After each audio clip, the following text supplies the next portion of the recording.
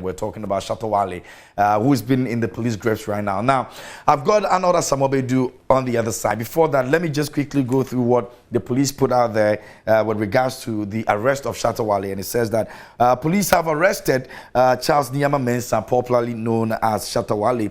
The police have arrested Charles Nyama-Mensah after publicly declared himself and one other person wanted. The suspect, Shatta Wale, turned himself in today, Tuesday, 19th October 2021, at 8:59 p.m. He has been arrested to assist the police investigations for his alleged involvement in the creation and circulation of information intended to cause fear and panic. As stated in previous statements, the public is advised to desist from publishing false information capable of disturbing the peace of the country or risk being arrested and prosecuted. And there's a picture of Shatta Wale, who has been in handcuffs in the police custody. Another Asamoah-Baidoo is on the line. Arnold, good morning. How are you doing, bro? I'm good, KMJ. It's been a while. It's been a while. Good to have you on the show. We're grateful that you're able to join us this morning. You're welcome, my brother. Great. So let's look at it. Are you surprised that this whole incident even took place in the first place? Yes and no. Yes. Let me start with a no. I wasn't surprised because PR stunts are a normal phenomenon in our industry. And Shatta Wale, for example, has been very dependent on PR stunts. I mean, it's actions to generate conversation, to generate attention to whatever he's up to.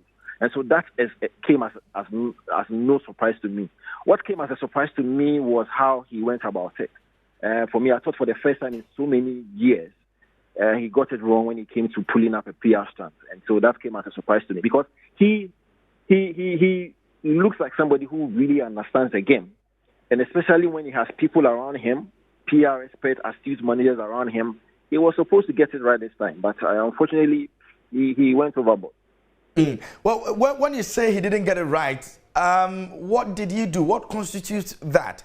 Yeah, because PR stunts come with some rudiments. If you are going to pull a PR stunt, it should not have two elements. First element it should not have is to offend the sensibilities of the consumer.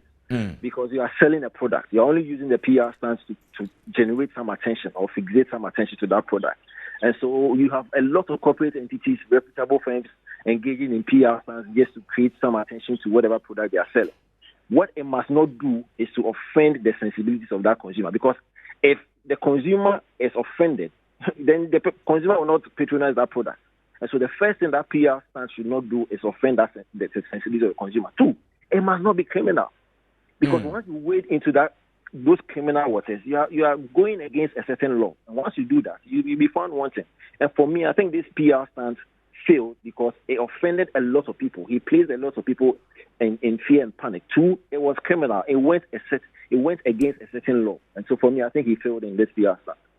Over the years, like you rightly said, he's been able to do this pretty well. The team around him have always come out to defend some of the things that he does. I mean, looking at his caliber, the fact that Shatta Wale's, pedigree right now has risen ever since Beyonce's, collabo came into the picture. You think at this point it was necessary for him to have still gone ahead to do this? It depends. You see, there's no artist is about PR. No artist or no entertainer is about PR. It depends on where the artist or the entertainer finds him or herself. You may choose to say, listen, you've gotten to that point where you don't need a PR stunt. However, it is also not wrong for a Jay-Z to do a PR stunt. It is not wrong for HBO as a film company to engage in PR stunts to promote their works. It is not against the norm for Netflix to engage in a PR stunt to promote Squid Game. You understand? So it depends on the artist and his or her positioning to say, listen, I've gotten to that point where I do not need it. But however, if that artist engages in it, it is not wrong. It is acceptable. Okay, so let's look at it. He's in police grips right now. What do you foresee happening? Because you are one of the people over the years. Do we have him? I'm here. Okay, you are one of the people that over the years you've really, been very objective when it comes to issues of this nature. And looking at what is happening to him now, you think this is a turning point for him, or it's something that might probably even jeopardize his, appeal to people as a matter of fact. I do not see this episode affecting the career positioning of Shatta Wale. And I'm saying this based on the level or the extent of the offense. This is a misdemeanor. It is not, comparatively, it is not that. It's a big deal because of where he is now. He's in police grips, he's going through investigation and all. But comparatively, the level of offense is a misdemeanor. It's not a felony. And so I do not see how it will damage his career. And again, you and I know that there's been a lot of artists, international, local, who've gone through serious, criminal-related matters, and their careers elevated after. It depends on how he positions himself after this episode. And especially, again, when he has a very strong fan base, I do not see how it will damage his career. Seriously, I do not say it at all. It may change his posture in certain actions, but in derailing his career, I doubt. Let's look at credibility in terms of his fans as against the fans of the other musicians that we know in terms of competition.